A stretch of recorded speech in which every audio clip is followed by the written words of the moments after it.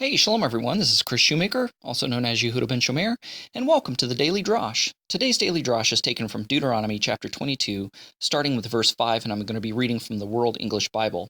It reads, "A woman shall not wear men's clothing, neither shall a man put on women's clothing, for whoever does these things is an abomination, a to'evah, an abomination, a total despising, a total hatred, a total revulsion to Adonai, your God."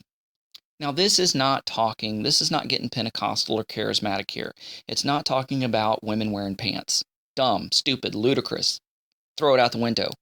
Because, women's pants are cut and made differently than men's pants. A man would look ridiculous in a woman's pair of pants, vice versa. They're just made differently. And back in the time when this was written, everybody wore a type of pajama type pants, or they would take their robe and tuck it between their legs and tuck it therefore into their belt, and making like a makeshift pair of baggy pants so that their legs would be free for warfare, for gardening, or for running, or what have you. So it's not talking about that, because men and women can wear the same type of clothing. It's just that they're stylized and cut and sewn together differently to fit the shape of a man or a woman. So it's not talking about that. It's talking about two different things. It's talking about cross-dressing. It's talking about gender bending. It's talking about, drag queens. It has become so normalized, and it's been shoved down our throats in society on mass and social media. RuPaul's Drag Race is one of the most popular shows that are on television, and it just blows my mind. You have these daily talk shows, Maury Povich and Jerry Springer. Okay, is this a man or a woman? You guess, you decide, and you try to find if these cross-dressers are really men or women. I mean, this is what the Torah is talking about, because cross-dressing is meant to deceive. It's meant to be dishonest. It's meant to be deceptive. It's meant to be twisted. It's meant to be perverted. So cross-dressing is an abomination. It's a total sin to God, because you're trying to fool somebody else into thinking that you're somebody or something that you're not.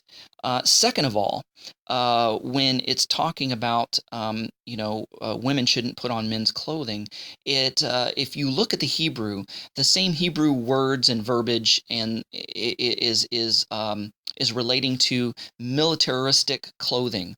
That it is a man's job to protect the women and children of the society. They're the ones that are to go out onto the front lines and to be involved in battle and warfare. So it's also talking about how women shouldn't wear military clothing. You can make a greater argument for a woman not being in the military, more so than you can for a woman not wearing a pair of pants, as the Pentecostals would like to make you believe. So is it saying that women can't be in the military? No, it's just saying that they serve different purposes. And it's not saying that men are better than women. It's just making that obvious difference that physically men are different than women. And spiritually, God has given men a greater responsibility in the headship, not overlording or overbearing or not oppressing, but has given them the responsibility of protecting and cherishing and nurturing and providing for the women and children, because they are the physical weaker vessel. And we are to protect them as the treasures that they are. It's not saying that we are better than women, or that or that men are lording or oppressing women in any way. That's not what this is saying at all.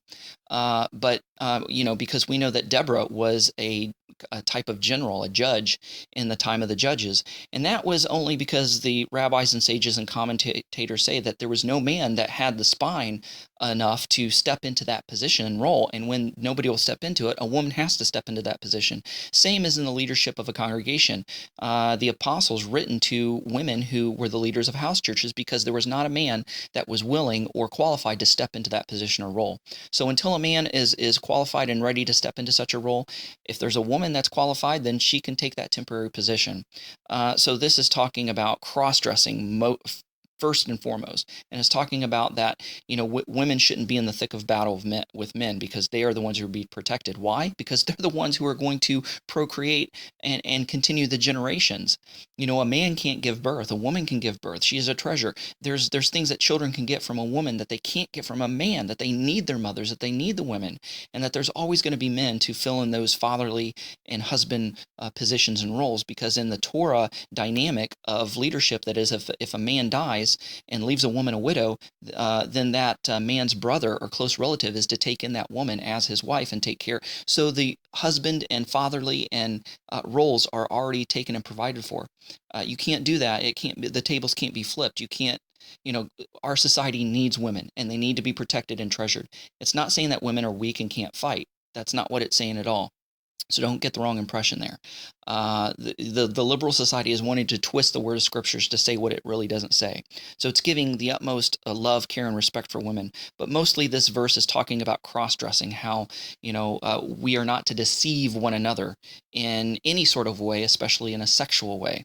And that when somebody cross-dresses, it opens someone up to demonic spiritual influence and forces such as lesbianism and homosexuality, and or that I identify as a woman. I was born a man, but I identify as a woman, which is all just New Age, liberal, philosophical rubbish and garbage. God does not create somebody a homosexual and then condemn homosexuality. He creates somebody a man or a woman, and they choose or are influenced and willingly take that path of homosexuality or lesbianism or transgenderism. Nobody is born that way. That's just not the way it is. God is not that kind of God.